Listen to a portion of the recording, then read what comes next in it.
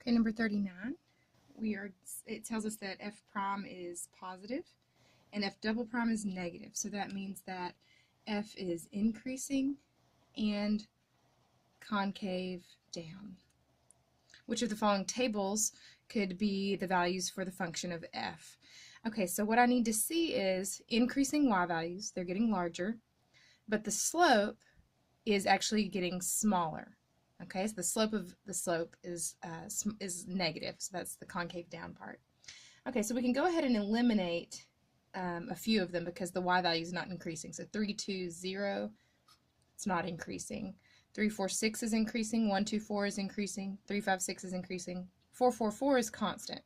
So f prime would be equal to 0 rather than greater than 0. Okay, now we need to look at the slope between each x value. So here, 3 to 4, we've got a change in y that's equal to 1, a change in x that's 1, so m is 1 here. The slope here, so 4 to 6 is 2, divided by 4 to 6 is 2, the slope is 1 there as well. So the slope is not decreasing, which means that it's not concave down. Okay, look at letter C. We have a slope here of 1, and a slope here, 4 minus 2 is 2, divided by 2 is also 1. So again, the slope is not decreasing.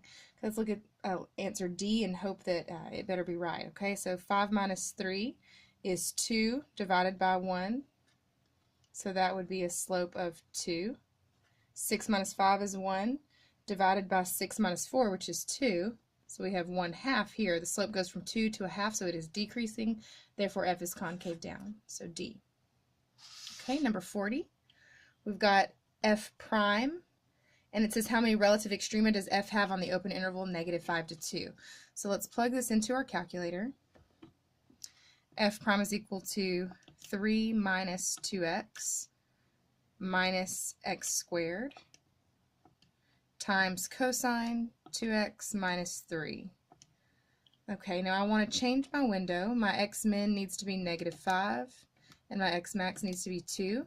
And I am only concerned about what's happening on the x-axis because I'm putting in f prime. That means that where it crosses the x-axis or where it has zeros would be my extrema on f. Okay, so I'm just going to change the y from -1 to 1 so that I'm really just looking at the zeros. And let's graph it. Okay, so now what we need to do is count the roots because again, those where it changes sign is where we have an extreme value. Be careful, if it didn't change sign, if it, like for instance, if it turned around here, that would be a shelf, not an extreme value. Okay, so we're actually looking for where this function, f prime, goes from negative to positive or positive to negative. So I have 1, 2, 3, 4, 5, and 6. So there are 6 extrema. Okay, and again, it's really important to change that window, especially the y from -1 to 1, something really close to the x-axis. For instance, if you leave it at -10 to 10, I think you would probably miss one of the roots because it looks like it turns at that point rather than going through it. Right there. See how it looks like it almost just turns on it? So you might actually miss one and choose the wrong answer. So be careful. Okay, let's go on to number 41. Okay, we've seen a problem like this before. It says, which of the following is true? This is the function f. Okay, so the original function. All of these answer choices are in terms of f prime, which is the slope of f.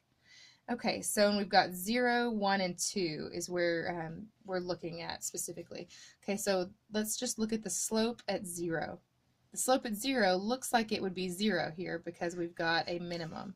So I'm going to write that out. F prime of 0 is equal to 0. The other x value that we're looking at is 1.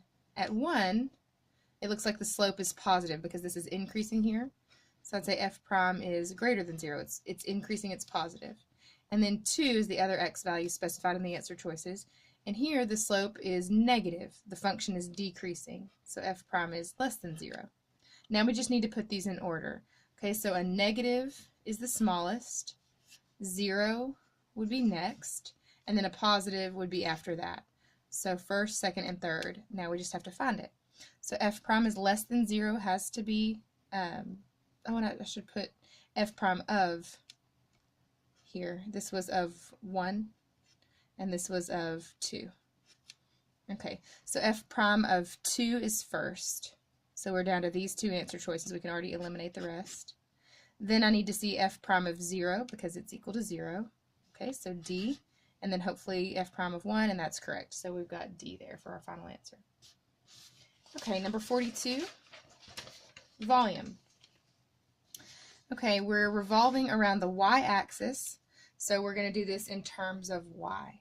Okay, so the volume is going to be equal to pi times the integral from a to b of the radius squared dy. Okay, so I'm going to go ahead and graph this first so that I have an idea of what I'm looking at. We've got the square root of y minus 2, x equals 0, and y equals 4. So we know that y equals 4 is a horizontal line here. X equals 0 is the y-axis. And then the square root of y minus 2. Okay, when y is 2, x would be 0, so it would be like right here. Okay. When y is 3, if I plug in 3 minus 2 is 1, so the square root of 1 is 1. So something like this. So it looks like it's going to be similar to this. Okay, so this would be the area of the region enclosed. Now if I revolve it around the y-axis, so like this, we're going to have a shape similar to this, and remember you have circular cross sections or discs because we're revolving. Okay, so the radius, this distance here, is going to be the square root of y minus 2.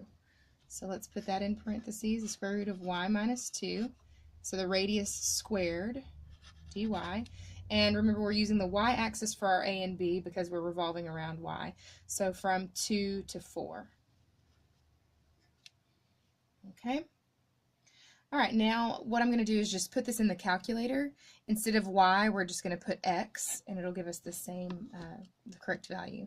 Okay, so let's do pi, and then math 9, the integral from 2 to 4 of the square root of y minus 2 squared is just y minus 2. So we're going to put x minus 2, dx, and calculate 6.283.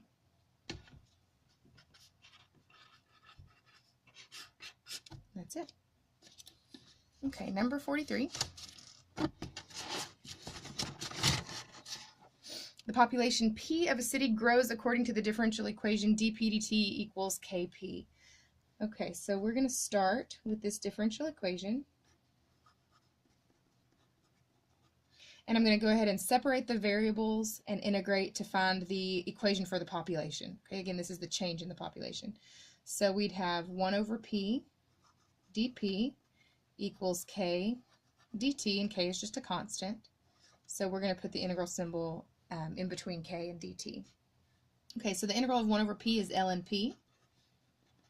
And then we'd have k, the integral of dt is just t plus c.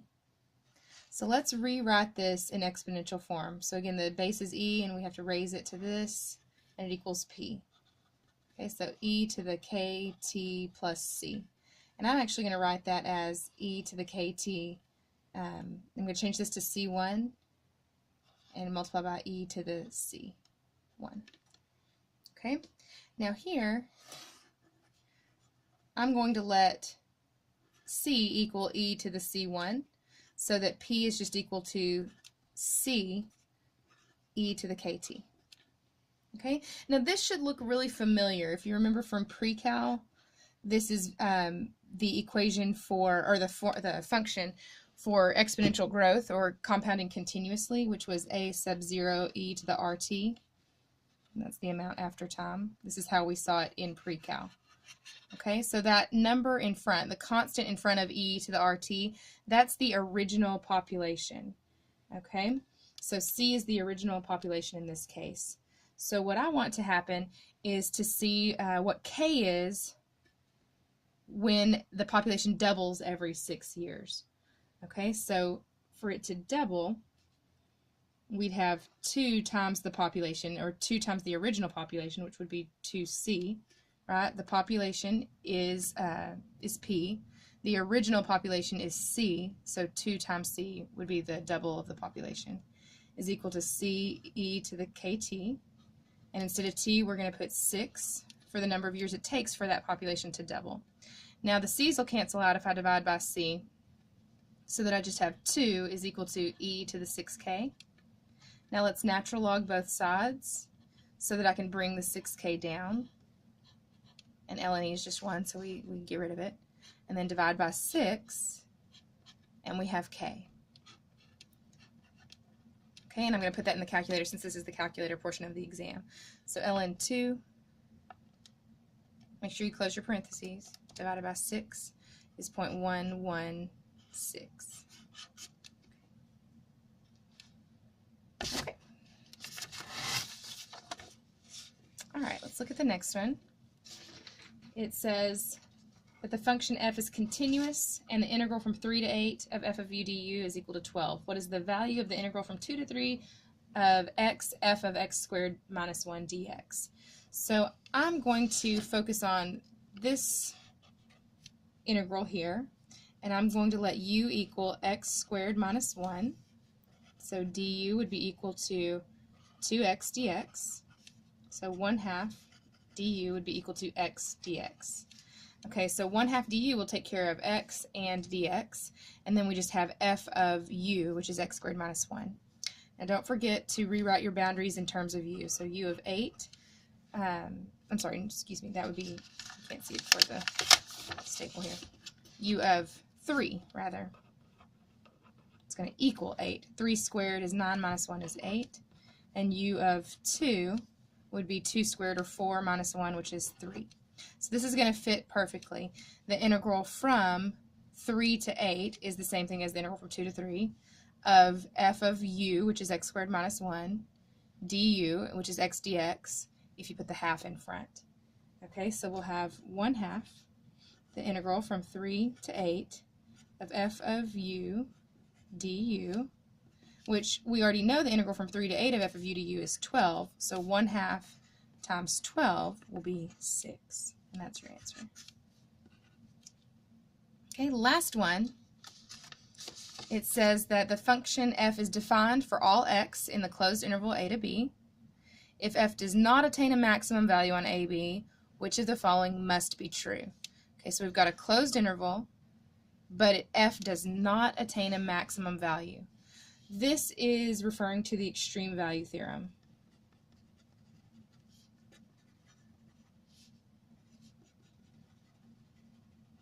Okay, the extreme value theorem says that if f is continuous and it's on a closed interval, then there has to be a maximum and a minimum value on that interval.